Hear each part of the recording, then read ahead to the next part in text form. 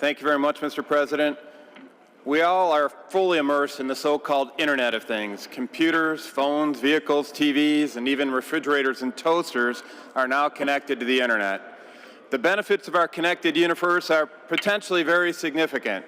Unfortunately, there is an increasing body of evidence that suggests that the health risks are very significant as well. Now, I don't bring this concern to you lightly. I'm a techie at heart. I've been an early adopter of technology ever since I was knee-high to a grasshopper. And I was one of the first internet-based telecommuters during my work on virtual reality training systems for the Department of Defense. I have boldly gone where many have not gone before as an aerospace engineer designing systems for the International Space Station.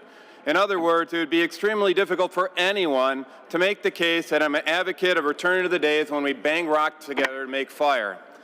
Having said that, I have serious concerns regarding evidence of adverse health impacts due to specific class of technology wonders, wireless transmitters, especially high-frequency, high-power wireless transmitters. The most ubiquitous examples of wireless technology are cell phones, Wi-Fi routers, and smart meters. This technology is found in our homes, our workplaces, hospitals, and in our schools. For techies such as myself, it provides unparalleled convenience by connecting a growing number of devices to the Internet of Things. However, it is becoming increasingly evident that this convenience comes at a price, and it comes at a price to the health of many of our citizens, most notably children, babies in the womb, and even adults who suffer from hypersensitivity to wireless transmissions. A few weeks ago, I distributed sample data to each of you from scientific studies of the effects of radio frequency emissions compiled by bioinitiative.org that highlight the adverse health effects of various profiles of wireless transmissions. The adverse health effects identified by these studies are very serious. These effects include cancer, neurological problems, immune system disorders, and reproductive harm. It has been demonstrated that radio frequency radiation can have adverse impacts at the cellular level, including harmful mutations of human DNA.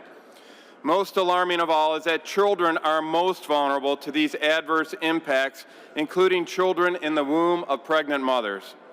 It is for this reason that Wi-Fi in schools represents a particularly significant health risk, not just for students, but also for pregnant teachers. Classrooms can have as many as one transmitter for every 10 students.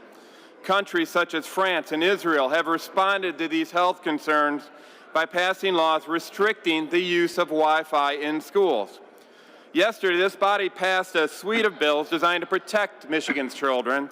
Today, we're proposing to do the exact opposite and put our children at increased risk. We are now discussing the deployment of 5G networks throughout our state. 5G networks operate in the 24 to 90 gigahertz spectrum. This is a much higher frequency than the current 2.4 gigahertz or 5 gigahertz frequencies found in current Wi-Fi networks. Can I have the noise level reduced in the chamber, please? Thank you. High-frequency transmissions don't travel well through solid objects, so 5G will likely require one transmitter for every 2 to 10 homes. This is a much higher density than current cell tower distribution, which have already been associated with significant healthcare risks.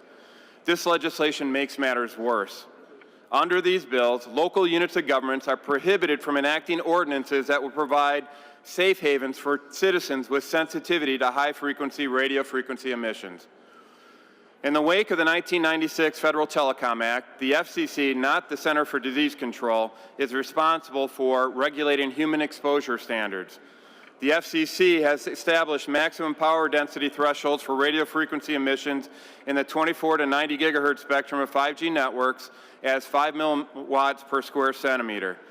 This exposure threshold is based upon thermal concerns analogous to microwave cooking, but have yet to be defined on the basis of non-thermal concerns. Ionizing radiation has been proven to disrupt the basic cell functions at well below the thermal thresholds promoted by the FCC. As a result, any concerns about radiation exposure are routinely greeted with the words, "Emissions are well within FCC guidelines." The issue is that these guidelines indicate acceptable radiation levels which are orders of magnitude above what has been demonstrated as safe when non-thermal effects are considered. The FCC guidelines are clearly insufficient. Now, many of us are rightly concerned about the hazards of cigarettes, lead levels, PFAS levels, and other harmful substances in our environment, but I regret to inform you that we need to add electromagnetic radiation from wireless technology to this list.